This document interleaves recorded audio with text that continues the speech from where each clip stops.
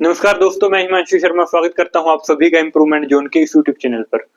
देश के इतिहास की मोस्ट इंपोर्टेंट डेट है 26 जैन 1950 बिकॉज इसी दिन कॉन्स्टिट्यूशन की इन्फोर्समेंट हुई थी। गुलामी की जंजीरों को हमने तोड़ा, रूल ऑफ लॉ ने काम करना स्टार्ट किया against the arbitrary laws of Britishers. तो सब्जेक्ट का नाम था इंडियन पॉलिटी एंड कॉन्स्टिट्यूशन। बस कॉन्स्टिट्यूशन को अब हम पढ़ने जा रहे हैं। देखिए, मैंने मीनिंग क्लियर कर दिया था कि क्या कॉन्स्टिट्यूशन का मतलब है और क्या मतलब है इंडियन पॉलिटी का। फिर भी आप कॉन्स्टिट्यूशन को बेसिक सी मतलब एक वर्डिंग में समझिए, सिंपल सी, कि कॉन्स्टिट्यूशन का मतलब है जो देश में हो रहा है इस टाइम सब कुछ कॉन्स्टिट्यूशन की ही देन है। आप इधर उधर फ्रीली मूव कर पा रहे हैं, इंडिपेंडेंटली आप अपने डिसीजन ले पा रहे हैं, आपको इक्वली ट्रीट किया जाता है पब्लिक एम्प्लॉयमेंट में, एजुकेशन के फील्ड में। इसके अलावा आपको डिस्क्रिमिनेट नहीं किया जाता कहीं पर भी। आपके पास राइट है स्पीच का, एक्सप्रेशन का, आपके पास राइट है, आपको फ्रीडम है, आप कोई भी रिलीजन अडॉप्ट कर सकते हैं, आपको एक्सप्लॉइट नहीं किया जा सकता। इसके अलावा देश के अंदर गवर्नमेंट बनती है, इलेक्टेड गवर्नमेंट बनती है। जो कुछ भी हो रहा है सब कुछ कॉन्स्टिट्यूशन की वजह से हो रहा है। तो बस इसी कॉन्स्टिट्यूशन को अब हम पढ़ने जा रहे हैं आर्टिकल 1 से। देखो, एक बात समझो कि जो कॉन्स्टिट्यूशन की लैंग्वेज है वो बहुत ही कॉम्प्लेक्स वर्डिंग यूज की गई है। मैं ट्रांसलेशन की बात नहीं कर रहा कि जो इंग्लिश वर्जन है वो डिफिकल्ट है या हिंदी वर्जन आसान है। देखिए, इंग्लिश वर्जन हो या हिंदी वर्जन हो, दोनों में ही कॉम्प्लेक्स वर्डिंग है, किसी आम आदमी की समझ से बाहर है। इसका मतलब ये है, एक्चुअली उस टाइम पर एक तो एजुकेशन की भी कमी थी और ऊपर से इतनी कॉम्प्लेक्स वर्डिंग यूज की है कॉन्स्टिट्यूशन में। इवन आज भी हाईली क्वालिफाइड पर्सन जो इसके फील्ड से नहीं है वो भी कॉन्स्टिट्यूशन को समझ नहीं पाता अच्छे से। या तो वो लॉ के फील्ड से हो, क्योंकि लॉ में भी कॉन्स्टिट्यूशन को पढ़ाया जाता है डीपली, या फिर उसका फील्ड रहा हो पॉलिटिकल साइंस से जो टीचिंग स्पेसिफिक है, या उसने रिसर्च की हो इस फील्ड में, वो कॉन्स्टिट्यूशन को समझते हैं। इसके अलावा जो एग्जाम को लेकर प्रिपरेशन करते हैं, चाहे यूपीएससी हो, स्टेट पीसीएस हो, एसएससी हो, या कोई भी एग्जाम हो कॉम्पिटिटिव, वो भी मैंने अक्सर देखा है कि रोट लर्निंग करते हैं। आर्टिकल्स को याद तो करना ही पड़ेगा, लेकिन फिर भी रोट लर्निंग नहीं करनी। एक एक वर्ड को हम मतलब पोस्टमार्टम करते हुए चलेंगे कि क्या क्या लिखा है। मैं कोशिश करूंगा कि जो कॉम्प्लेक्स वर्डिंग है बिल्कुल आसान से आसान भाषा में आपके सामने रख सकूं कि क्या उसका मीनिंग है जो लिखा हुआ है कॉन्स्टिट्यूशन में। तो देखो, पहली बात तो एक बात समझो कि जब कॉन्स्टिट्यूशन की इन्फोर्समेंट हुई थी यानी कि 1950 में, ठीक है, इस टाइम पर टोटल कॉन्स्टिट्यूशन में पार्ट्स थे 20। पार्ट्स का मतलब क्या हो गया? देखो, एक बुक है, ठीक है, बुक है, बुक में कैसे यूनिट होती हैं, उसमें आगे चैप्टर होते हैं, इसी तरह पार्ट्स हैं कॉन्स्टिट्यूशन में। पार्ट्स में दिए गए हैं आर्टिकल्स। देखो, कॉन्स्टिट्यूशन जो स्टार्ट होता है वो होता है प्रीएम्बल से, ठीक है। प्रीएम्बल के बाद है कॉन्स्टिट्यूशन के पार्ट्स। पार्ट्स में ही दिए गए हैं आर्टिकल्स, ठीक है। इसके अलावा फिर एंड करता है शेड्यूल पे।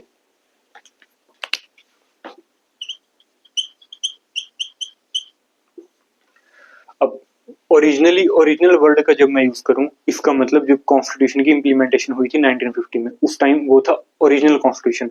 उसके बाद का जो कॉन्स्टिट्यूशन है वो है अमेंडेड कॉन्स्टिट्यूशन, यानी कि वो चेंज किया गया है। टोटल उस टाइम थे 22 पार्ट्स कॉन्स्टिट्यूशन में। आर्टिकल्स थे 395, ठीक है। शेड्यूल थे 8। देखो, अभी भी आर्टिकल 395 ही है, लेकिन आगे इसमें क्लोज या सब क्लोज ऐड किए गए हैं, जिसकी वजह से अब इसकी जो संख्या है वो हो गई है 450 प्लस। हालांकि इसका एक्यूरेट डाटा अभी तक नहीं आया है। और जो पार्ट्स हो गए हैं वो हो गए हैं 25। पार्ट्स कैसे? जैसे आर्टिकल 51 में ए इंसर्ट कर दिया नया पार्ट, तो पार्ट हो गए 25। इस तरह पार्ट्स की संख्या भी बड़ी है। शेड्यूल हो गए हैं 12। अभी तक टोटल कॉन्स्टिट्यूशन में अमेंडमेंट्स की गई है 106, ठीक है। तो ये है कॉन्स्टिट्यूशन अभी का, करंट का। अब देखो, एक बात समझो, जब मतलब कॉन्स्टिट्यूशन में देखो आर्टिकल्स लिखे गए हैं, आगे उसमें क्या है? क्लोज। क्लोज के बाद सब क्लोज भी हैं कई जगह पर। देखो, कॉन्स्टिट्यूशन में अगर कहीं लिखा हो ये, इसको बोलेंगे आर्टिकल 1, ठीक है। अगर कहीं पे लिखा हो ऐसे, इसको बोलेंगे आर्टिकल 1 क्लोज ए। अब कहीं पर लिखा हो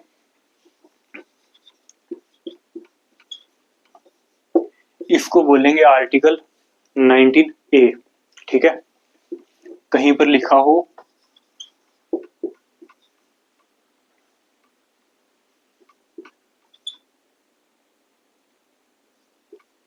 इसको क्या बोलेंगे, आर्टिकल 19 1 क्लोज 1 सब क्लोज ए, ठीक है। अब कहीं पर अगर लिखा हो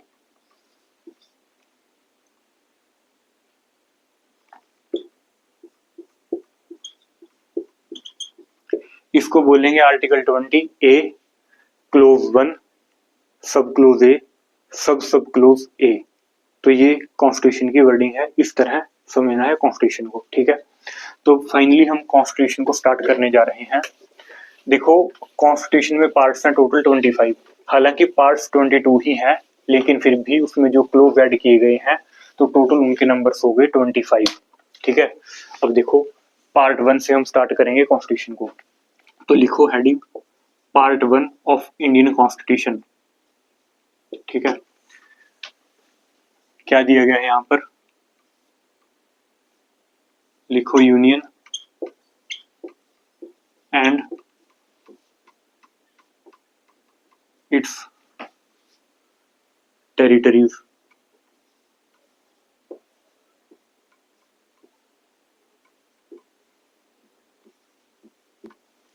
हिंदी वाले लिखो संघ और उसके क्षेत्र, लिखो संघ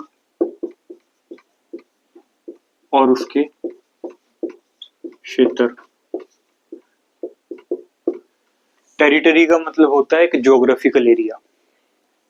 अब देखो पार्ट 1 में है आर्टिकल 1 to 4, यानी कि आर्टिकल 1 to 4 तक दिए गए हैं पार्ट 1 में। इसके बाद स्टार्ट होता है पार्ट 2 जो कि सिटीजनशिप का टॉपिक है।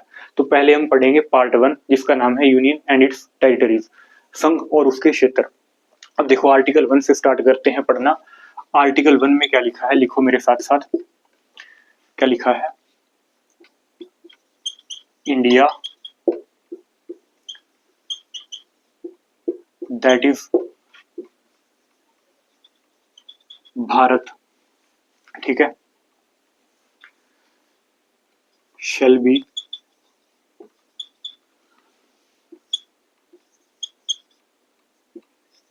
union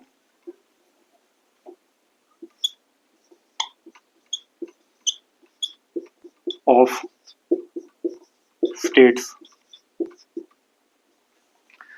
अब इसका क्या मीनिंग है, हिंदी वाले लिखो, स्टार्ट होता है हिंदी में भारत से, लिखो भारत अर्थात इंडिया राज्यों का संघ होगा। देखो इसका बहुत ही डीप मीनिंग है, थोड़ा ध्यान से समझो इसका क्या मतलब है। देखो आर्टिकल 1 से दो चीजें क्लियर हो गई, एक तो देश का नाम जिस पर कंफ्यूजन रहता है सभी को कि क्या देश का नाम है भारत है या फिर इंडिया।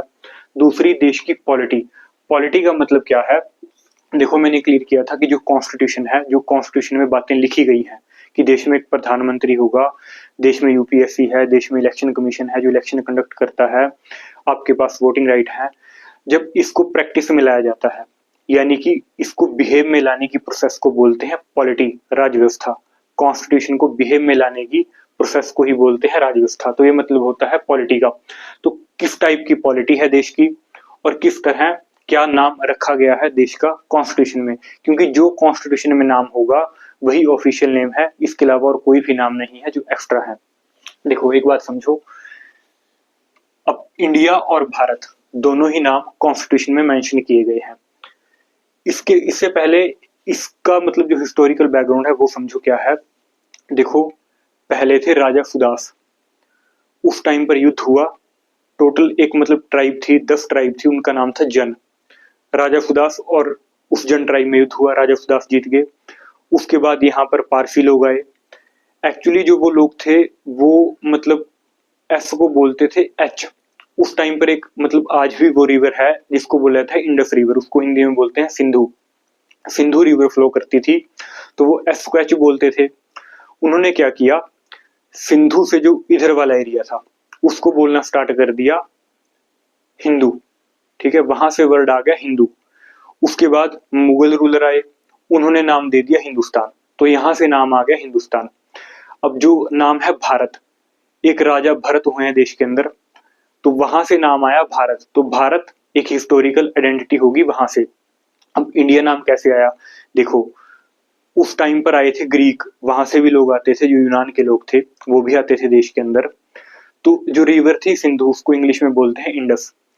तो उन लोगों ने इंडस से इधर वाले एरिया को बोलना स्टार्ट कर दिया इंडिया। ठीक है, वैसे इंडी बोला गया था, किसी ने बोल दिया बाद में इंडिया। उसके बाद जब ब्रिटिशर्स आए तो ईस्ट इंडिया के नाम से चार्टर आते थे, तो वहां से नाम आ गया ब्रिटिश इंडिया, क्योंकि हम पर रूल कर रहे थे ब्रिटिशर्स। अब जो भी इंटरनेशनल एग्रीमेंट हुए थे, ट्रीटीज हो रही थी, जो ट्रेड हो रहा था वो हो रहा था ब्रिटिश इंडिया के नाम पर। एक्चुअली हम इंडिया नाम देना ही नहीं चाहते थे देश को, क्योंकि वो ब्रिटिशर्स का दिया हुआ नाम था, मतलब बाहर के लोगों के दिए हुए नाम थे। तो उस टाइम पर भारत माता की जय के स्लोगन से इवन इंडिया ही नहीं पूरा वर्ल्ड गूंज रहा था। तो जो हमारे दिलों की पुकार थी वो थी भारत, क्योंकि भारत नाम देश को दिया जाए। तो असेंबली में बहस चल रही थी काफी, और भी काफी सारे नाम आ रहे थे, जैसे हिंदुस्तान, इसके अलावा और बहुत सारे नाम थे, क्योंकि उस टाइम पर अखंड भारत था। जैसे आज अभी देश है, उस टाइम पर नेपाल है, जो अभी नेपाल है। जो बर्मा था उस टाइम, वो अभी म्यांमार है। जैसे श्रीलंका, श्रीलंका को पहले बोलते थे सिलोन, 1972 में उसका नाम चेंज किया गया। अब जैसे अफगानिस्तान है, पाकिस्तान, ये पूरा अखंड भारत था। तो हमारे दिलों की पुकार थी भारत। अब लेकिन प्रॉब्लम ये थी कि इंडिया नाम से काफी सारे ऐसे मतलब ट्रेड हो रहे थे, काफी एग्रीमेंट हुए थे। जो पाकिस्तान के फाउंडर थे मोहम्मद अली जिन्ना, उनको लगा था कि हम नाम रखेंगे हिंदुस्तान, तो उन्होंने नाम रख दिया पाकिस्तान पहले ही हमसे। फिर उनको इनविटेशन लेटर गया इंडिया नाम से, तो उस बात से भी वो चिढ़ गए कि इंडिया नाम रख दिया, क्योंकि नेहरू जी पूरे विश्व में दिखाना चाहते थे कि भारत और पाकिस्तान का पार्टीशन नहीं हुआ है। एक्चुअली भारत से पाकिस्तान अलग हुआ है, मतलब इंडिया वही है, इंडिया से पाकिस्तान हुआ है अलग, ताकि इसका इफेक्ट हमारे ट्रेड पे देखने को ना मिले इंटरनेशनल लेवल पर। तो यही काम हुआ, इसलिए नाम डाल दिया गया कॉन्स्टिट्यूशन में इंडिया और भारत, दोनों ही नाम डाल दिए गए, क्योंकि दिलों की पुकार था भारत। हालांकि इस पर बहुत बहस हुई असेंबली में कि अलग अलग नाम भी आ रहे थे। तो डॉक्टर जो बी आर अम्बेडकर थे, उन्होंने सबको समझाना स्टार्ट किया कि देखिए जो भी और अलग अलग नाम आ रहे हैं, कृपया उनका नाम मत लीजिए, क्योंकि ऑलरेडी इन पर बहस चल रही है, इतने नाम कॉन्स्टिट्यूशन में डाल पाना पॉसिबल नहीं है। तो सबको चुप करवाया गया और नाम डाला नेहरू जी और अम्बेडकर साहब ने, इंडिया और भारत। तो इसके बाद क्या हुआ देखो, अब जो ये नाम है इंडिया, इस पर भी विवाद हुआ था। 2023 में क्या किया, कॉन्फ्रेंस हुई थी यहाँ पर G20 की। उस टाइम पर जो प्लेट लगी थी आगे, वहां पर लिख दिया रिपब्लिक ऑफ भारत, और जो मोदी जी के आगे भी प्लेट लगी थी वहां लिखा था भारत। एक्चुअली एक अलायंस बना था जिसका नाम था INDI alliance, Indian national developmental alliance, जो कि कांग्रेस और इसके अलावा जो और 28 पार्टीज थी उन्होंने मिलकर बनाया था Indian national developmental inclusive alliance. अब देखो उस टाइम पर इलेक्शन का टाइम था, तो क्या किया मोदी जी ने, अब जो कॉन्फ्रेंस होनी थी वहां पर इंडिया के बजाय डाल दिया भारत। तो विवाद ये हुआ कि देखिए हिंदी में अगर लिखा जाता जैसे रिपब्लिक ऑफ भारत लिखा था, अगर हिंदी में लिखा जाता गणराज्य भारत, तो कोई इशू नहीं था, ये मानना था उनका जो ओपोजिशन थी। लेकिन वहां पर लिख दिया रिपब्लिक ऑफ भारत, क्योंकि जो हिंद देखिए इंग्लिश में भी नेम लिखा है भारत, तो इससे फर्क कोई नहीं पड़ता, बस मतलब एक विवाद का कारण बन गया था ये। तो फिर उसके बाद क्या हुआ कि पाकिस्तान ने भी यूएनओ में वॉइस रेज करना स्टार्ट कर दिया, क्योंकि उस टाइम पर ऐसी बातें आना स्टार्ट हुई थी कि कहीं देश का नाम बदल कर रख दिया जाए भारत। तो पाकिस्तान ने यूएनओ में वॉइस रेज की कि यदि इंडिया अपना नाम बदलेगा, भारत रखा जाएगा, तो इंडिया नाम हमें दिया जाए, क्योंकि हम उस टाइम पर एक ही थे और पार्टीशन हुआ था, हमने नाम रखा था पाकिस्तान, इसी वजह से। तो ये बहस हुई थी, इस वजह से नाम रखा गया इंडिया और भारत। तो एक्चुअली उस टाइम पर बहस हो रही थी, लेकिन जो भी प्रोविजन कॉन्स्टिट्यूशन में डाले गए, मतलब ऐसा काम चल गया था कि वोटिंग ही नहीं हुई उन पर। जो भी आर्ग्यूमेंट्स होते थे उनको मतलब ऐसे ही सॉल्व कर लिया जाता था, फिर उसको डाल दिया जाता था कॉन्स्टिट्यूशन में। तो इसको भी ऐसे ही सॉल्व किया और कॉन्स्टिट्यूशन में डाल दिए दोनों ही नाम, इंडिया और भारत। तो ये बात लिखी है आर्टिकल में, इंडिया दैट इज भारत, यानी कि भारत और इंडिया दोनों ही नाम है देश के। अब आपका भी जो ये कंफ्यूजन रहता है ये भी दूर हो गया होगा। Shall be union of states, देखो इस बात को समझो, यहां पर लिखा है भारत राज्यों का संघ हुआ, यहां पर देखो वर्ड यूज किया गया है union of states rather than federation of states, federation of, क्योंकि फेडरेशन का मतलब भी क्या है, संघ, और यूनियन का मतलब भी क्या है, संघ। तो इससे पहले एक बात समझो, वैसे मैंने पहले क्लियर किया है एक बार, फिर भी मैं आपको एक बार ऐसे ही रिवाइज करा देता हूं। क्या है, एक होता है कन्फेडरेशन, ठीक है, क्या होता है कन्फेडरेशन, इसको हिंदी में बोलेंगे परिसंघ। एक है वर्ड फेडरेशन, ठीक है, इसको हिंदी में बोलेंगे संघ। एक वर्ड है यूनियन, इसको भी हिंदी में क्या बोलेंगे, संघ। देखो एक बात समझो, जो कन्फेडरेशन है, जैसे अमेरिका में टोटल स्टेट है 50, जब अमेरिका को इंडिपेंडेंस मिली उस टाइम पर एकदम से 50 स्टेट को इंडिपेंडेंस नहीं मिली, टोटल 13 स्टेट थे जिसको आजादी मिली। पहले उन्होंने क्या किया, मिलकर एक ग्रुप बना लिया, मतलब एक कॉमन प्लेटफॉर्म बनाया कॉमन सेंटर, जिसको नाम दिया गया कन्फेडरेशन। कन्फेडरेशन कोई लीगली एग्रीमेंट का रिजल्ट नहीं है, बस ऐसे ही बेसिकली मतलब वर्बली एक कन्फेडरेशन बना लिया कि हम सब साथ में रहेंगे, हमारे पास एक कॉमन प्लेटफॉर्म हो गया, यानी कि कोई लीगल एग्रीमेंट नहीं है, कभी भी कोई भी स्टेट अलग हो सकता है कन्फेडरेशन में। फिर कन्फेडरेशन से अमेरिका बनता है फेडरेशन। अब फेडरेशन में क्या सिस्टम है, देखो फेडरेशन का मतलब भी यही है कि इकट्ठे हुए ग्रुप बनाया, लेकिन वहां पर लीगल एग्रीमेंट हुए हैं। हालांकि स्टेट अलग हो सकता है, लेकिन वहां पर कंसेंट चाहिए स्टेट की, बिल आएगा लेजिस्लेचर में, बिल पास होगा, मतलब प्रोसेस है उसकी अलग होने की। फेडरेशन में अलग हो सकते हैं लेकिन लीगल एग्रीमेंट है। यूनियन में क्या है, अलग होने का कंसेप्ट ही नहीं है। हमारे यहाँ पर फेडरेशन के ज्यादा लक्षण थे, लेकिन फेडरेशन वर्ड कॉन्स्टिट्यूशन में नहीं डाला गया, क्योंकि फेडरेशन का क्लियर मीनिंग है कि कोई भी स्टेट अलग हो सकता है। देखो एक बात समझो कि जो अमेरिका का फेडरेशन है, ठीक है, अमेरिका का जो फेडरेशन है वो रिजल्ट है कमिंग टुगेदर कंसेप्ट का। देखो एक कंसेप्ट क्या है, कमिंग टुगेदर फेडरेशन। पहली बात तो ये कि फेडरेशन का मीनिंग है डिवीजन ऑफ पावर्स, यानी कि शक्तियों को एलोकेट किया गया है बिटवीन सेंट्रल गवर्नमेंट और स्टेट गवर्नमेंट। फेडरेशन वही होगा जहां पर सेंट्रल गवर्नमेंट भी होगी, यानी कि सेंट्रल गवर्नमेंट अलग से होगी जो पूरे देश को चलाने का काम करेगी। जो पर्टिकुलर स्टेट हैं जैसे हरियाणा, पंजाब, हिमाचल प्रदेश, एमपी, गुजरात, वहां पर एक स्टेट गवर्नमेंट होती है। फेडरेशन में दो गवर्नमेंट का होना मैंडेटरी है।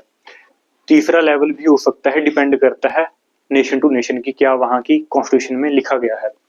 तो कमिंग टुगेदर का कंसेप्ट है जो अमेरिका का कंसेप्ट है। देखो कमिंग टुगेदर का मतलब क्या है, आना, यानी कि जो टोटल स्टेट थे 50 वो आए, इकट्ठे हुए, उन्होंने एक फेडरेशन बना लिया, एक ग्रुप, एक कॉमन सेंटर बना लिया, इकट्ठे होकर आए और इकट्ठे हुए बन गया फेडरेशन।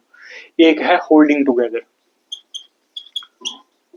होल्डिंग टुगेदर फेडरेशन, ठीक है, इसका मतलब क्या है, देखो इसका मतलब ये है कि सेंटर ने होल्ड करके रखा है स्टेट्स को, यानी कि हमारे यहाँ पर अलग होने का कंसेप्ट नहीं है, हमारे यहाँ कंसेप्ट काम करता है इंडिया में होल्डिंग का, ठीक है, वहां पर काम करता है कमिंग का, क्योंकि वो आए, उन्होंने मिलकर बना लिया फेडरेशन। हमारे यहाँ पर ऑलरेडी सेंटर एग्जिस्ट करता था, यानी कि ऑलरेडी यूनियन था, यूनियन का मतलब एक संघ था ऑलरेडी। स्टेट संघ से है, ना कि स्टेट से संघ बना है, ये कंसेप्ट है अमेरिका का, यही मतलब है बस फेडरेशन का, ठीक है। इसीलिए हमने वर्ड डाला था यूनियन। देखो यूनियन में क्या है, अलग होने का कंसेप्ट नहीं है स्टेट का। इट मीन्स कि सेंटर ने स्टेट को होल्ड करके रखा है। कोई स्टेट अगर चाहे, आज अगर चाहे हरियाणा कि उसको अलग होना है, तो ये पॉसिबल नहीं है क्योंकि कॉन्स्टिट्यूशन में ऐसा मेंशन नहीं है। अमेरिका के अंदर स्टेट अलग हो सकता है लेकिन उसकी भी एक कॉम्प्लेक्स प्रोसेस रखी गई है वहां पर। देखो एक बात समझो, हमारे यहाँ पर क्या लिखा है कॉन्स्टिट्यूशन में, इंडिस्ट्रक्टिबल यूनियन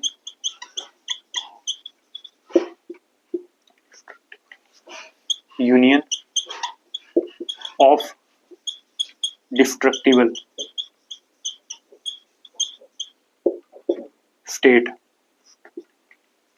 स्टेट्स। ठीक है, मतलब क्या हुआ इसका, इसका मतलब ये हो गया कि विभाजित राज्यों का अविभाज्य संघ, यानी कि जो यूनियन है इसको तोड़ा नहीं जा सकता, इंडिस्ट्रक्टिबल है यानी कि अविभाज्य है। जो स्टेट है इसकी डिस्ट्रक्शन हो सकती है, इसको तोड़ा जा सकता है। कैसे, जैसे यूपी है, यूपी को तोड़कर उत्तराखंड बना, पंजाब से हरियाणा बना, किसी दो स्टेट को जोड़कर नई स्टेट की फॉर्मेशन करनी है वो कर सकते हैं, किसी स्टेट को तोड़कर दो या तीन नई स्टेट की फॉर्मेशन कर सकते हैं, लेकिन अलग होने का कंसेप्ट नहीं है। यानी कि स्टेट डिस्ट्रक्टिबल है और यूनियन क्या है, इनडिस्ट्रक्टिबल। संघ को तोड़ा नहीं जा सकता, सेंटर को नहीं तोड़ा जा सकता, स्टेट तोड़ी जा सकती है। ये कंसेप्ट काम करता है इंडिया में। अमेरिका में कंसेप्ट क्या काम करता है, देखो, इनडिस्ट्रक्टिबल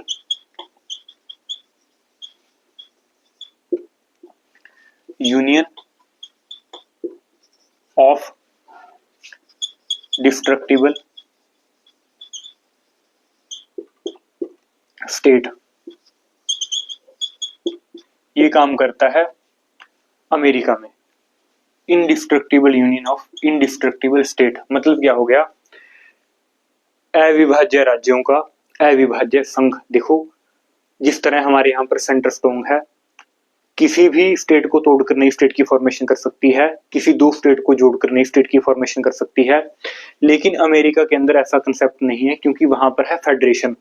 सेंट्रल गवर्नमेंट किसी स्टेट को तोड़कर नई स्टेट की फॉर्मेशन नहीं कर सकती, वो स्टेट की अपनी इच्छा है। यदि कोई स्टेट वहां से अलग होना चाहता है, यानी कि हरियाणा से अगर आज चाहे कि आधा हरियाणा अलग होना चाहता है तो वो हरियाणा के ऊपर डिपेंड करेगा, ना कि सेंट्रल गवर्नमेंट पे। ये मतलब है अमेरिका के अंदर।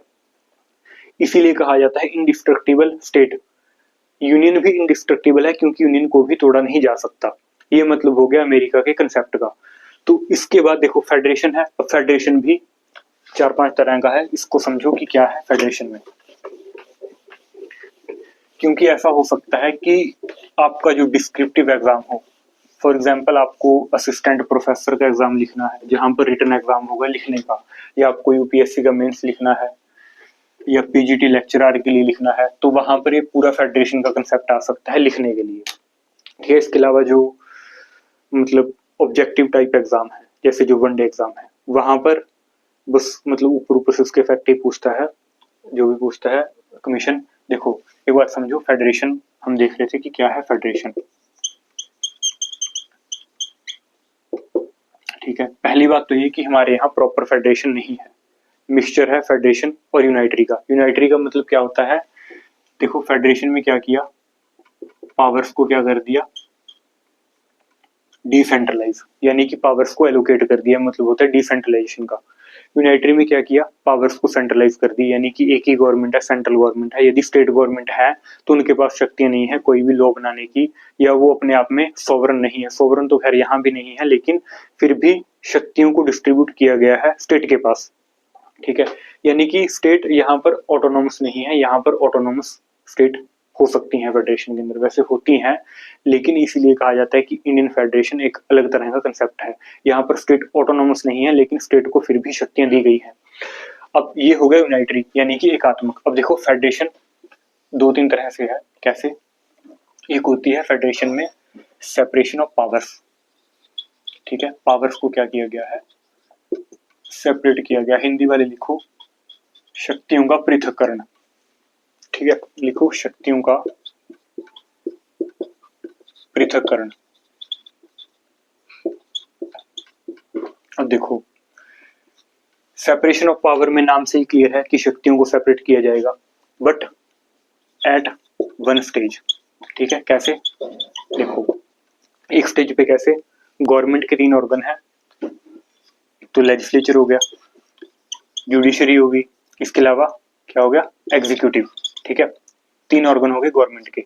लेजिस्लेचर का काम है लॉ मेकिंग का, जुडिशरी क्या करेगी, चेक करेगी लॉ को कि कॉन्स्टिट्यूशन लीगैलिटी है या नहीं, और एग्जीक्यूटिव का काम है कॉन्स्टिट्यूशन की जो लॉ बना है उसकी इम्प्लीमेंटेशन में काम करना। इस तरह यहाँ पर क्या कर दिया, शक्तियों को पृथक्करण कर दिया, सेपरेशन ऑफ पावर इसे कहा गया, हो गया सेपरेशन ऑफ पावर। फिर है division of power. Division of power में क्या किया गया, डिवीजन का मतलब क्या है, भाग करना। तो क्या किया गया यहाँ पर, विभाजन, शक्तियों का विभाजन। विभाजन में क्या हुआ, देखो यहाँ पर क्या है, इसको बोलते हैं हॉरिजॉन्टली। ठीक है, इसको बोलते हैं हॉरिजॉन्टली सेपरेशन ऑफ पावर्स को, क्योंकि एक ही स्टेज पे क्या किया गया है, पावर्स को सेपरेट किया गया है। यहाँ पर वर्टिकली पावर्स को सेपरेट करेंगे, कैसे, जैसे ऊपर क्या है, सेंट्रल गवर्नमेंट है, उससे नीचे है स्टेट गवर्नमेंट, फिर उसके नीचे है लोकल सेल्फ गवर्नमेंट, जैसे रूरल एरियाज में पंचायती राज है, अर्बन एरियाज में म्युनिसिपैलिटीज है। इस तरह हो गया डिवीजन ऑफ पावर। इसके बाद है डिवीजन ऑफ पावर में ही है, क्योंकि यहाँ पर पावर्स को क्या कर दिया हमने, डिसेंट्रलाइज कर दिया फेडरेशन के अंदर। अब देखो फिर आ गया powers, decentralisation of powers. Decentralisation of powers, शक्तियों का विकेंद्रीकरण। कैसे, देखो एक बात समझो, एक है वर्ड पावर, ठीक है, एक वर्ड है अथॉरिटी। ठीक है, दोनों का ही मतलब हिंदी में क्या है, शक्ति। अथॉरिटी का मतलब भी शक्ति है और पावर का मतलब भी शक्ति है। पावर का मतलब क्या है, अब फॉर एग्जाम्पल किसी के पास 10,000 करोड़ की प्रॉपर्टी है, वो क्या है, फाइनेंशियल पावर है। किसी के पास मेंटल पावर ज्यादा हो सकती है, किसी के पास फिजिकल पावर ज्यादा हो सकती है, वो एक पावर है बेसिकली। लेकिन उस पावर का हमारे ऊपर किसी भी तरह का कोई प्रभाव नहीं है आम जनता पर, क्योंकि वो जो पावर है उसकी अपनी शक्ति है, उसके अपने लिए है वो पावर। लेकिन अथॉरिटी का मतलब क्या हो गया, जो पावर के साथ वर्ड ऐड कर दिया जाए, लीगल। देखो पावर प्लस लीगैलिटी, ये होगी अथॉरिटी। अथॉरिटी कैसे, जैसे prime minister of India, district magistrate, कोई आईएएस ऑफिसर है, उसके पास क्या है, अथॉरिटी है वो। अब जो डीएम है उसका प्रभाव है आम जनता पर। कैसे, डीएम जब कोई ऑर्डर देगा वो ऑर्डर सबको फॉलो करना पड़ेगा। अब कोई बाहुबली है, उसका ऑर्डर कोई माने ना माने, कोई घंटा फर्क नहीं पड़ता आम जनता को कि क्या उसके पास शक्ति है, क्योंकि वो उसके अपने लिए है, ना कि उसका किसी और पर कोई प्रभाव है। लेकिन अगर कोई डीएम ऑर्डर देता है जिले के अंदर, तो वो उसका प्रभाव सब पर देखने को मिलेगा, क्योंकि उस ऑर्डर को फॉलो करना पड़ेगा, क्योंकि वो एक लीगल अथॉरिटी हो गया। जहां पर लीगल वर्ड ऐड हो गया उसको बोला गया है अथॉरिटी। अब डीएम जब कोई ऑर्डर देगा, क्योंकि वो ऑर्डर है पब्लिक वेलफेयर के लिए, कॉन्स्टिट्यूशन की देन है डीएम, इसीलिए उसको कहा गया अथॉरिटी। जैसे president of India, vice president of India, इसके अलावा जो गवर्नमेंट के एम्प्लॉइज हैं, चाहे पुलिस अधिकारी हो, चाहे किसी भी फील्ड में हो गवर्नमेंट के एम्प्लॉइज, उनके पास क्या है, अथॉरिटी है। वो क्या हो गई, तो पावर प्लस लीगलिटी क्या हो गई, अथॉरिटी। ठीक है, अब देखो एक बात समझो, डिसेंट्रलाइजेशन ऑफ पावर्स में क्या होता है, जब पावर्स को डिसेंट्रलाइज, इसका मतलब क्या होगा, देखो इसका हिंदी में मीनिंग है विकेंद्रीकरण। लिखो हिंदी वाले, डिसेंट्रलाइजेशन ऑफ पावर्स का मतलब क्या हो गया, जब पावर्स को ट्रांसफर कर दिया जाता है नीचे वाली यूनिट्स में। ठीक है, सेंट्रलाइजेशन का मतलब क्या है, जब पावर किसी एक ही सत्ता के हाथों में रहेगी। सेंट्रलाइजेशन ऑफ पावर्स का कंसेप्ट काम करता है यूनाइटरी गवर्नमेंट में, डिसेंट्रलाइजेशन होता है पावर्स का फेडरेशन में। तो पावर्स को जब डिसेंट्रलाइज कर दिया जाता है, वहां पर देखो एक होती है, मतलब पावर्स को एलोकेट कर दिया सिर्फ, एक होता है पावर्स को एलोकेट किया है विद रिस्पॉन्सिबिलिटी। फॉर एग्जाम्पल आज किसी स्टेट में कोई वॉयलेंस होती है, देन मोदी जी क्वेश्चनिंग करेंगे वहां के सीएम से, क्योंकि पावर्स के साथ साथ, मतलब जो पावर्स ट्रांसफर हुई है, पावर्स के साथ साथ उनको रिस्पॉन्सिबिलिटी भी दी गई है उस स्टेट की। अब फॉर एग्जाम्पल, तो वहां पर क्या काम करेगा, डिसेंट्रलाइजेशन ऑफ पावर्स। एक है डेलीगेशन ऑफ पावर्स, ठीक है, इसी तरह है डेलीगेशन ऑफ पावर्स, लिख लो ये भी, डेलीगेशन ऑफ पावर्स।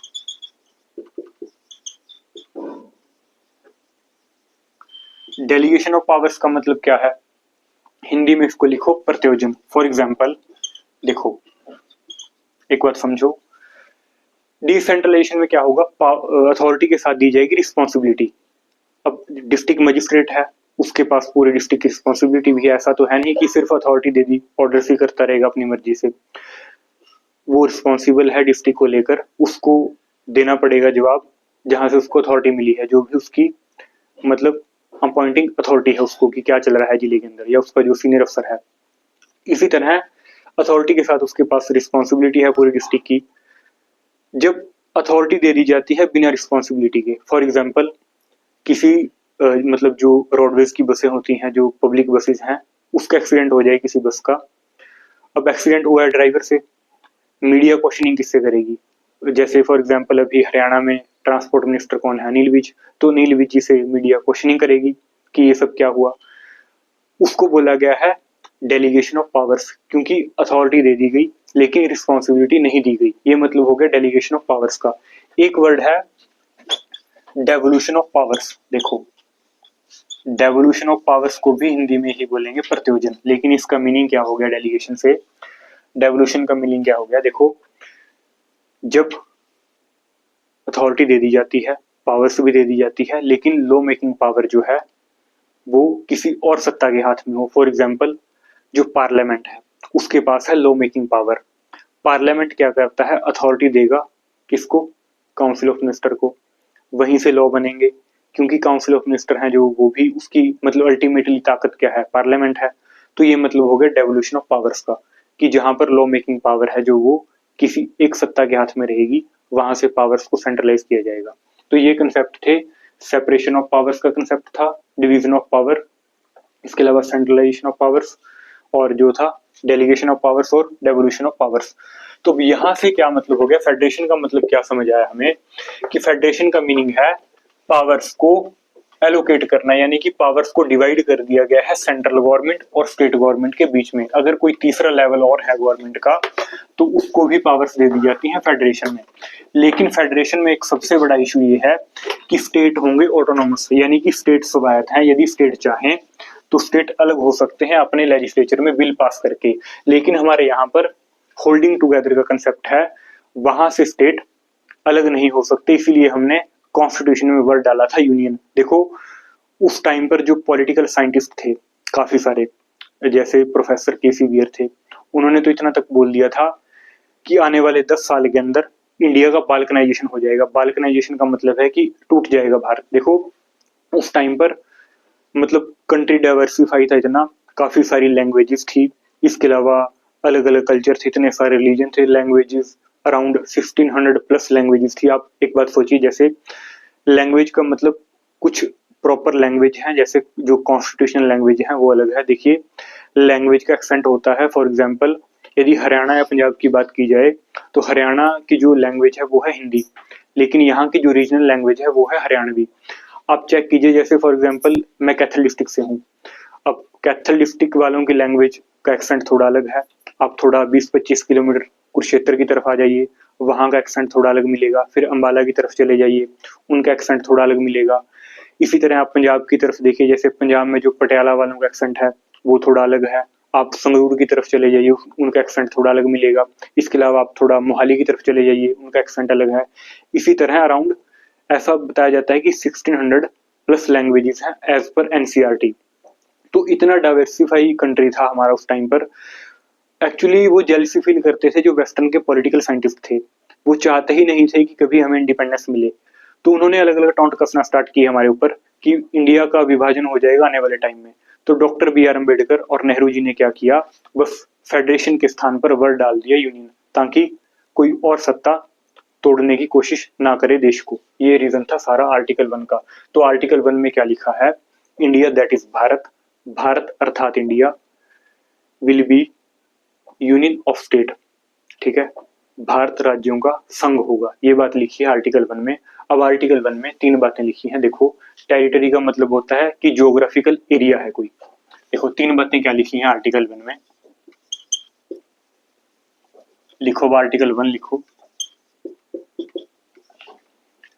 क्या था article? India that is Bharat shall be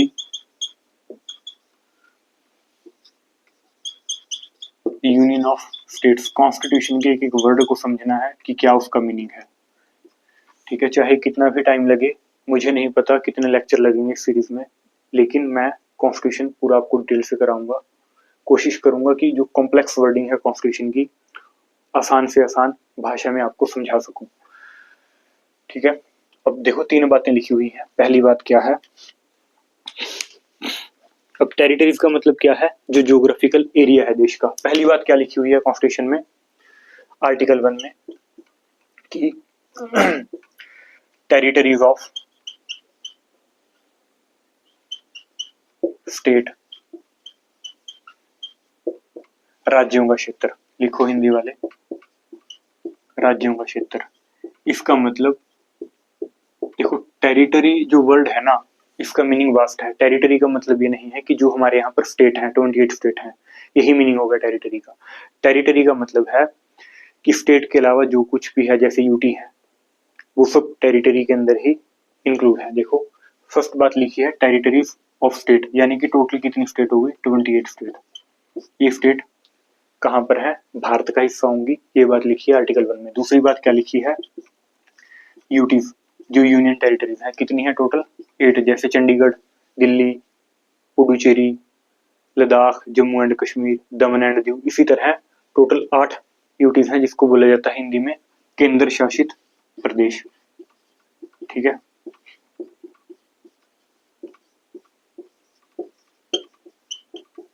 इसी तरह तीसरी बात क्या लिखी है? Acquired territories. टेरिटरीज क्या मतलब हो गया इसका? हिंदी वाले लिखो अर्जित क्षेत्र। देखो इसका मतलब ये है, अर्जित क्षेत्र का मतलब है कि जो क्षेत्र भारत सरकार के द्वारा लिए गए हैं या जीत लिए गए हैं, कहीं और से जो भारत का हिस्सा नहीं है, वो भी भारत में जब मिलाए जाएंगे, शामिल कर लिए जाएंगे भारत के अंदर। ये तीन बातें लिख दी आर्टिकल 1 में। एक्वायर्ड टेरिटरी का मतलब कैसा हो सकता है? हमें या तो गिफ्ट की फॉर्म में मिली हो, ये बातें एज इट इज लिखी हैं कॉन्स्टिट्यूशन के अंदर, या तो गिफ्ट की फॉर्म में मिली हो कि किसी ने कोई गिफ्ट किया हो एरिया हमें। फॉर एग्जांपल नेपाल कोई गांव गिफ्ट कर दे हमें, तो वो हो गए गिफ्ट की फॉर्म में। या फिर कोई बिजनेस पर्पज से कुछ हुआ हो, ऐसी डील हुई हो, ठीक है। इसके अलावा या कोई या हमने जीत लिया हो उसको, ठीक है, उस एरिया को। इसके अलावा या फिर जैसे कोई और, मतलब जैसे हमने किसी को लोन दिया, वो लोन ना दे सका हो तो हमने उस एरिया को ले लिया। ये सब क्या हो गए? एक्वायर टेरिटरीज हैं।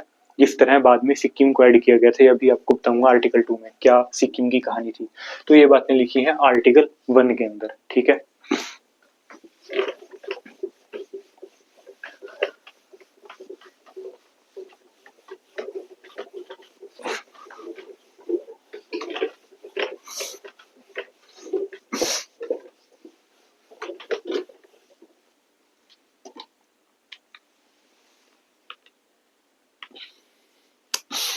लिखो आर्टिकल 2, हिंदी वाले लिखो अनुच्छेद 2। आर्टिकल 2 क्या करता है? लिखो empowers the parliament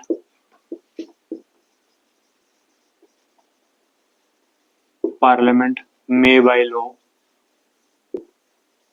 may by law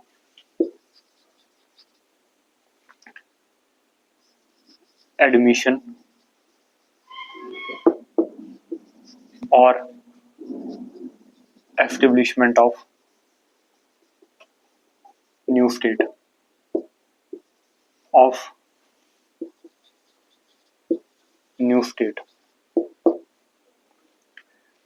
which is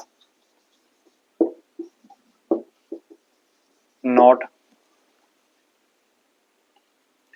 the part of territory of India।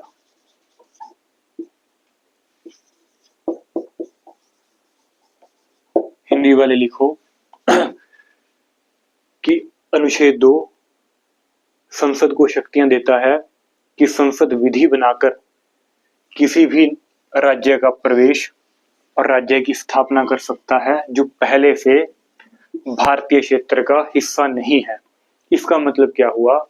देखो, सबसे पहले तो एक बात समझो कि जहां पर वर्ड लिखा है किसी भी आर्टिकल में may by law, parliament may by law, संसद विधि बनाकर, इसका मतलब ये हो गया कि सिंपल मेजोरिटी से कॉन्स्टिट्यूशनल अमेंडमेंट प्रोसेस दी गई है आर्टिकल 368 में। वहां पर एब्सोल्यूट मेजोरिटी है, स्पेशल मेजोरिटी है, लेकिन इसमें कहा गया है कि पार्लियामेंट सिंपल मेजोरिटी से, मे बाय लॉ का मतलब होता है सिंपल मेजोरिटी, चाहे वहां पर मेंशन भी ना किया हो कि सिंपल मेजोरिटी से यहाँ काम कर सकता है पार्लियामेंट, वहां पर वर्ड लिखा होगा मे बाय लॉ, संसद विधि बनाकर। विधि बनाकर का मतलब है कि सिंपल मेजोरिटी से। सिंपल मेजोरिटी का मतलब हो गया कि पार्लियामेंट में जितने मेंबर्स प्रेजेंट हैं, फॉर एग्जांपल 440 मेंबर प्रेजेंट है पार्लियामेंट में, ठीक है। अब 40 मेंबर या तो 440 मेंबर ही वोटिंग करेंगे, इसकी मेजोरिटी होगी। कई बार ऐसा भी होता है कि कुछ मेंबर्स वॉकआउट कर जाते हैं, वॉकआउट का मतलब वोट ही नहीं डालते। फॉर एग्जांपल 400 मेंबर ने वोट डाला, ठीक है। अब इसकी मेजोरिटी चाहिए कि कितने प्रेजेंट एंड वोटिंग है, इसकी मेजोरिटी चाहिए 51%। 400 मेंबर्स ने वोट डाल दी, हमें चाहिए 201 मेंबर्स की यस, तब बन जाती है विधि, यानी कि पार्लियामेंट मे बाय लॉ। ये कंसेप्ट यूज करके पार्लियामेंट किसी भी स्टेट की एडमिशन कर सकता है, एस्टेब्लिशमेंट कर सकता है। लेकिन एक बात लिख दी यहाँ पर कि जो पहले से भारत का हिस्सा नहीं है, मतलब जो हमारे देश का हिस्सा नहीं है, जो भी स्टेट, उसकी एडमिशन होगी आर्टिकल 2 से। देखो फॉर एग्जांपल कैसे, सिक्किम को ऐड किया गया था आर्टिकल 2 से, ठीक है। कब किया गया था? 1975 में कॉन्स्टिट्यूशनल अमेंडमेंट एक्ट लाया गया था, 35th कॉन्स्टिट्यूशनल अमेंडमेंट एक्ट 1975। देखो, सिक्किम के पीछे एक कहानी है। सिक्किम इंडियन टेरिटरी का पार्ट नहीं था, यानी कि भारत से बाहर था सिक्किम। एक्चुअली जो सिक्किम था ये एग्जिस्टेंस में आया था 1642 एडी में। उस टाइम पर वहां पर एक डायनेस्टी थी जिसका नाम था चोग्याल डायनेस्टी।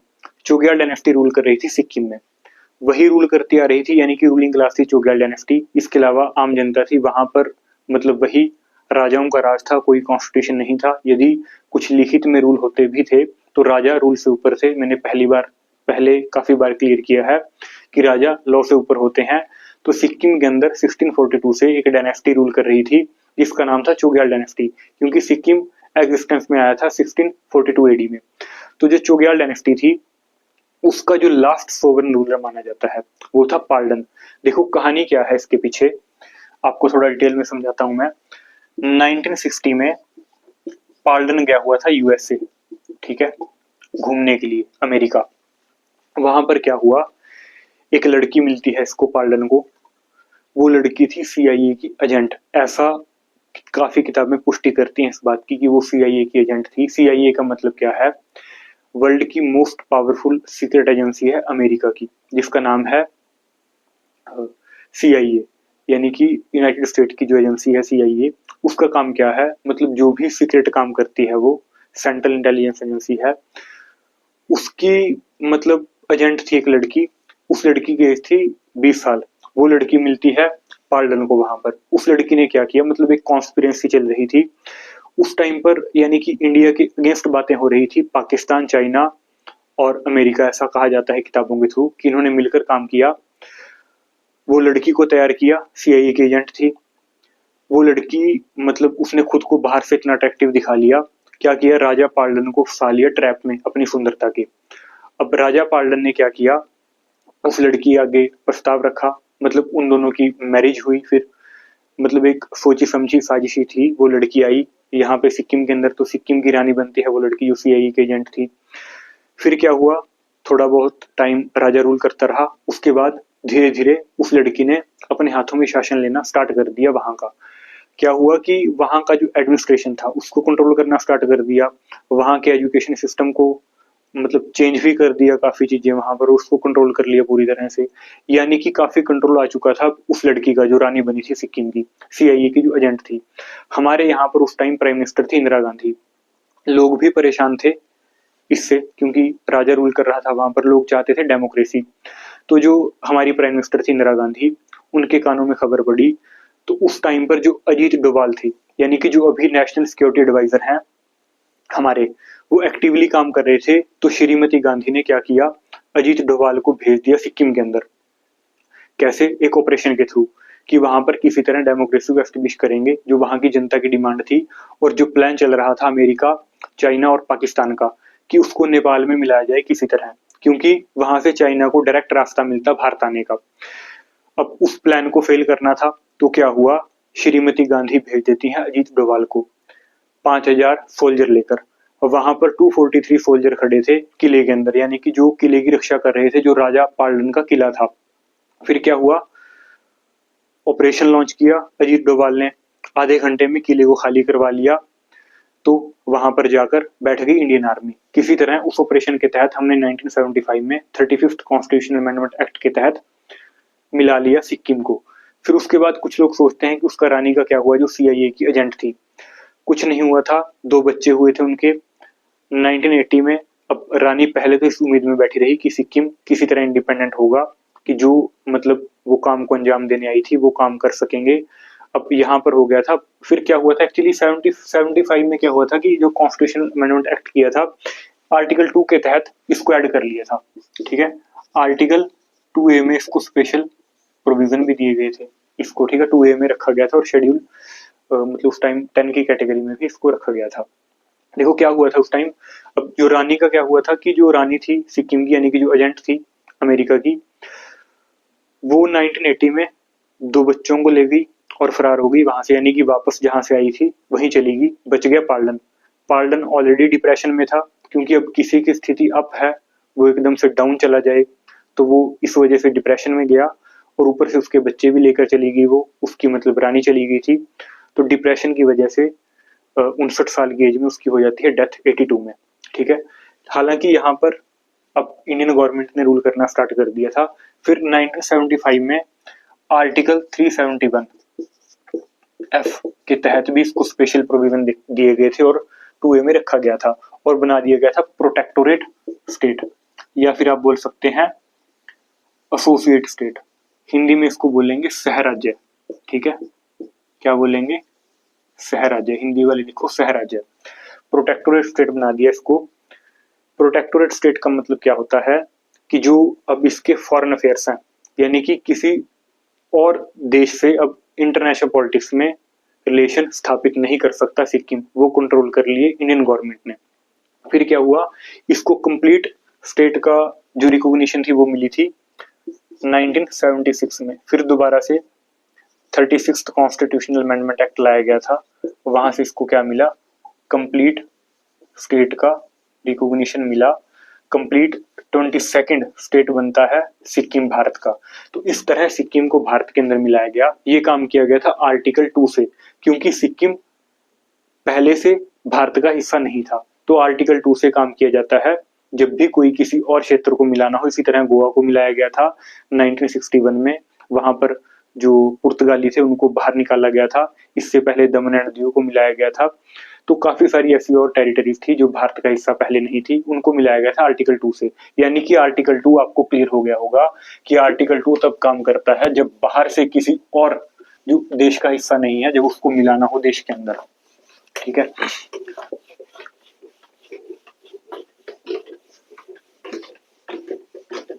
अब देखो आर्टिकल 2 हमने समझा। आर्टिकल 2 से हमें क्या पता चला, आर्टिकल 2 से हमें क्या पता चला, कि जो देश का पार्ट नहीं है, ठीक है, उसको मिलाया जाएगा आर्टिकल 2 से। अभी समझना है आर्टिकल 3 क्या है। देखो आर्टिकल 3 में क्या लिखा है। आर्टिकल 3 बात करता है इंटरनल रीएडजस्टमेंट की। देखो कैसे, समझो इस बात को। इंटरनल रीएडजस्टमेंट, कैसे? देखो, फॉर्मेशन की जा सकती है न्यू स्टेट की, लिखो फॉर्मेशन और alteration. Formation of new state, पहले यहां लिखो फॉर्मेशन ऑफ न्यू स्टेट, और alteration of any state, any existing state, existing state. ठीक है, देखो इस बात को समझो। आर्टिकल 2 काम करता है जो देश का हिस्सा पहले से नहीं है, आर्टिकल 3 काम करेगा जो ऑलरेडी इंडियन टेरिटरी का पार्ट है। कैसे? इसमें क्या क्या बातें लिखी हुई हैं, लिखो increase the area of any state, area of any state. Second बात लिखी है डिमिनिश, डिमिनिश का मतलब होता है घटाना, कम करना, diminish the area of any state. Hindi वाले लिखो कि नई स्टेट को बनाया जा सकता है, मतलब जो एग्जिस्टिंग स्टेट है, जो पहले से राज्य यहाँ पर है, और किसी भी राज्य को बदला जा सकता है। ठीक है, तीसरी बात लिखी है alter the names of state, किसी भी स्टेट का नेम्स ऑफ स्टेट। चौथी बात लिखी है अल्टर दी बाउंड्रीज, ठीक है, किसी भी स्टेट की बाउंड्री चेंज की जा सकती है। ठीक है, देखो आर्टिकल 3 क्या बोलता है, आर्टिकल 2 कहता है कि जो देश का हिस्सा नहीं है उसको मिलाया जा सकता है देश में। आर्टिकल 3 बोलता है कि जो देश का हिस्सा है, जैसे यहाँ पर यूपी है, यूपी को तोड़कर नई स्टेट बनाई जा सकती है, बनाई भी गई थी उत्तराखंड। पंजाब से बनता है हरियाणा और हिमाचल। इसी तरह बॉम्बे से बना महाराष्ट्र और गुजरात। यानी कि किसी भी एरिया को, किसी भी स्टेट के एरिया को इंक्रीज किया जा सकता है, बढ़ाया जा सकता है। फॉर एग्जाम्पल यूपी को हरियाणा का एरिया दिया जा सकता है, उसके एरिया को कम किया जा सकता है, हरियाणा को यूपी का एरिया देकर यूपी के एरिया को कम किया जा सकता है। अल्टर, उसका नाम चेंज किया जा सकता है, जैसे मद्रास का नाम रखा गया था कर्नाटक, मैसूर का नाम था तमिलनाडु, उड़ीसा का ओडिशा। इसी तरह उसकी जो बाउंड्रीज हैं उसको चेंज किया जा सकता है, यानी कि जो एग्जिस्टिंग स्टेट हैं, जो करंट में अभी देश का पार्ट है, वहां काम करेगा आर्टिकल 3। ठीक है, ये बात आपको क्लियर हो गई होगी कि आर्टिकल 2 क्या है, आर्टिकल 3 क्या है। अब एक बात समझो, देखो जैसे फॉर एग्जाम्पल अब आर्टिकल 2 बोलता है कि किसी भी बाहर की टेरिटरी को जब इंडिया में डालना है, यानी कि हमारे में शामिल करना है, तब काम करेगा आर्टिकल 2। और पार्लियामेंट बाय लॉ, यानी कि विधि बनाकर सिंपल मेजोरिटी से काम कर सकता है किसी भी और कंट्री को भारत में मिलाने का। फॉर एग्जाम्पल कल को जैसे पाकिस्तान का बलूचिस्तान बोले कि मुझे इंडिया में शामिल होना है, नेपाल का कोई एरिया बोले कि मुझे इंडिया में शामिल होना है, तो वहां पर काम करेगा आर्टिकल 2। तो क्वेश्चन ये राइज होता था समय समय पर कि अगर इंडिया दूसरी टेरिटरी को मिला सकता है भारत में, तो क्या भारत सरकार जो है, पार्लियामेंट जो है, वो बाय लॉ किसी और देश को अपनी टेरिटरी दे सकता है? तो बार बार सुप्रीम कोर्ट में केस जाते थे। तो एक केस गया जिसका नाम था री बेरुबारी केस। वेस्ट बंगाल के अंदर एक गांव है जिसका नाम है बेरुबारी। ठीक है, अब देखो ये केस है 1960 का। एक बार समझो, जहां पर वर्ड लिखा हो री, इसका मतलब है प्रेसिडेंशियल रेफरेंस। ठीक है, प्रेसिडेंशियल रेफरेंस। जहां पर जिस भी केस में, ऐसे अराउंड 10-12 केस ही हैं देश में, थोड़े बहुत ज्यादा होंगे, एक दो ऊपर नीचे, जहां पर वर्ड लिखा होगा री, वहां पर पहली बात तो वो केस वर्सेस में नहीं होगा, यानी कि ना तो वो वर्सेस स्टेट ऑफ मतलब गवर्नमेंट है, गवर्नमेंट ऑफ इंडिया होगा, या किसी भी स्टेट के अगेंस्ट होगा, या किसी भी पर्सन के अगेंस्ट होगा। री का मतलब होता है कि प्रेसिडेंट ने रेफरेंस मांगी है सुप्रीम कोर्ट से। देखो आर्टिकल 143 क्या बोलता है कि प्रेसिडेंट एडवाइस ले सकते हैं सुप्रीम कोर्ट से, ये प्रेसिडेंट का जुरिस्डिक्शन है। अब सुप्रीम कोर्ट जो देगा रेफरेंस, जो भी एडवाइस देगा प्रेसिडेंट को, हालांकि प्रेसिडेंट के ऊपर बाउंडेशन नहीं है कि क्या ओपिनियन रहे हैं सुप्रीम कोर्ट के, ठीक है। तो फिर क्या हुआ, प्रेसिडेंशियल रेफरेंस के तहत रेफरेंस मांगी गई सुप्रीम कोर्ट से इस केस में। तो सुप्रीम कोर्ट का डिसीजन क्या आया कि इसके लिए अमेंडमेंट करनी पड़ेगी कॉन्स्टिट्यूशन में, तब जाकर दिया जा सकता है कोई एरिया। अमेंडमेंट की प्रोसेस है 368 आर्टिकल में दी गई है। ये अमेंडमेंट के जो टॉपिक आएगा उसमें पढ़ेंगे। आप बेसिक से अब समझिए कि मतलब बेसिकली आप ऐसा ही समझिए अभी अब कि जो स्पेशल मेजोरिटी है, या तो स्पेशल मेजोरिटी से या एब्सोल्यूट मेजोरिटी, कुछ ऐसे प्रोविजन है जहां पर एब्सोल्यूट मेजोरिटी चाहिए। स्पेशल मेजोरिटी का मतलब होता है 2/3 मेजोरिटी, यानी कि जो मेंबर्स हैं उनकी 2/3 मेजोरिटी चाहिए। स्पेशल मेजोरिटी ये हो गई। इसके अलावा जो एब्सोल्यूट मेजोरिटी है इसका मतलब होता है 2/3 तो चाहिए ही चाहिए, प्लस में मोर देन 50% ऑफ स्टेट की रेटिफिकेशन भी चाहिए हमें उस टाइम पर। कुछ ऐसी कॉम्प्लेक्स अमेंडमेंट होती हैं कॉन्स्टिट्यूशन में जिनको कर पाना इम्पॉसिबल हो जाता है इसी वजह से। देखो प्रेसिडेंशियल रेफरेंस के तहत 1950 में क्या आया, सुप्रीम कोर्ट का जजमेंट आया कि नहीं अमेंडमेंट करना पड़ेगा। तो एक मामला अटका हुआ था एक्चुअली 1974 में, एक लैंड बाउंड्री एग्रीमेंट हुआ था बांग्लादेश के अंदर, बांग्लादेश के साथ। देखो उस टाइम पर जो पाकिस्तान था, दो तरह से पाकिस्तान बना था, एक था वेस्ट पाकिस्तान और एक था ईस्ट पाकिस्तान। वेस्ट का मतलब जो अभी पाकिस्तान है वो था वेस्ट पाकिस्तान, और जो बांग्लादेश है ये था ईस्ट पाकिस्तान। तो जो ईस्ट पाकिस्तान था उसको आजाद कराया हमने 1971 में। तो वहां पर एक इशू ये था कि जो काफी सारी जैसे कुछ हिंदू मेजोरिटी थी वो चली गई थी बांग्लादेश में, और काफी सारी मुस्लिम पॉपुलेशन थी भारत के अंदर। तो हमारे 111 गांव चले गए थे बांग्लादेश में, और बांग्लादेश के 51 इनक्लेव्स का मतलब छोटे जो गांव होते हैं, यानी कि जो छोटा एरिया है उसको बोलते हैं, वो चले गए थे बांग्लादेश में अंदर, बांग्लादेश के अंदर। यानी कि हमारे 111 गांव थे और बांग्लादेश के थे 51। तो क्या हुआ, फिर एक अमेंडमेंट एक्ट लाया गया, 100वां संविधान संशोधन किया गया कॉन्स्टिट्यूशन के अंदर। उसके तहत क्या किया, पाकिस्तान को हमने बांग्लादेश को हमने दिए 51 इनक्लेव्स, ठीक है, किसको दे दिए, बांग्लादेश को, और 111 गांव बांग्लादेश ने दे दिए हमें, ठीक है। ये हुआ था इस एग्रीमेंट से, यानी कि जब हमें हमारी टेरिटरी किसी और कंट्री को देनी है तब वहां पर अमेंडमेंट करनी पड़ेगी कॉन्स्टिट्यूशन के अंदर। पार्लियामेंट बाय लॉ नहीं दे सकता। बाय लॉ का मीनिंग मैंने क्लियर कर दिया था कि सिंपल मेजोरिटी से बिल पास करके। तो ये हो गया आर्टिकल 2 में जो बार बार आवाज रेज होती थी कि क्या बिना अमेंडमेंट के इंडियन टेरिटरी से भी कोई पार्ट दिया जा सकता है, तो उसका आंसर है नहीं, क्योंकि सुप्रीम कोर्ट ही फाइनल इंटरप्रेटर है कॉन्स्टिट्यूशन का। जो कॉन्स्टिट्यूशन में प्रॉपर बातें स्पेसिफाई नहीं की गई उनको एक्सप्लेन करता है सुप्रीम कोर्ट या हाई कोर्ट, क्योंकि वो कॉन्स्टिट्यूशनल कोर्ट है, उनके पास राइट है ऐसा करने का।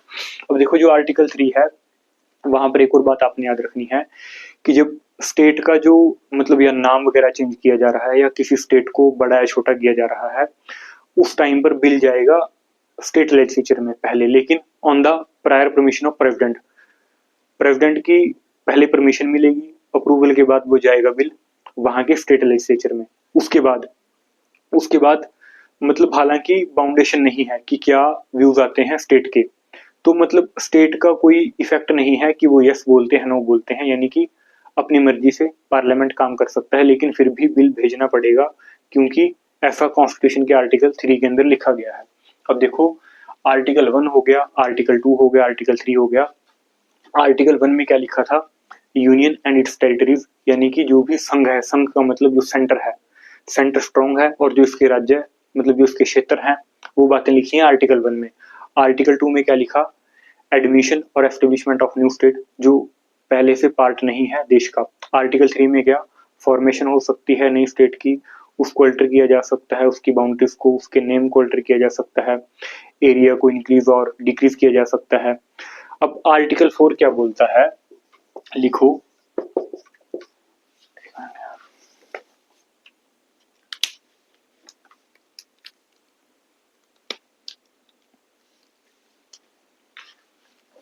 लिखो आर्टिकल for declares that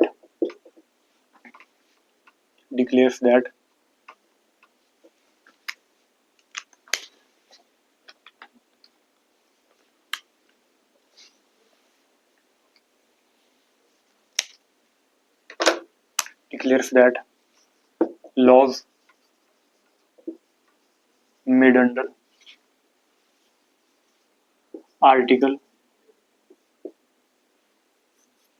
2, यानी कि आर्टिकल 2 में जो बातें लिखी हुई हैं, एंड आर्टिकल 3